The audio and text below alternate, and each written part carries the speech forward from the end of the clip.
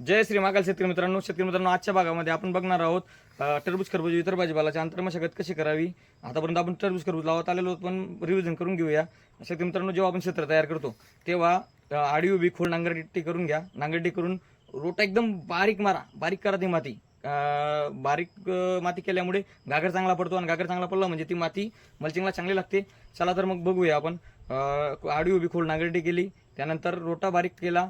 Bed टाकताना केव्हाही 1.5 फूट उंच 2.5 फूट रुंद बेड टाकला गेला पाहिजे, तो पण टाकला गेला। त्याच्यावर नडी पण आथरली गेली, आपल्यावाली जुनी असेल तरी चेक करा, नवी असेल तरी चेक करा। नडी आथरली गेली त्यावर बेसल डोस टाका। एकरी 10 1.5 बॅग, पोटॅश 1 बॅग, निंबोडी पेंट 40 किलो, नारळ गोल्ड 10 किलो, तो पण टाकला गेला।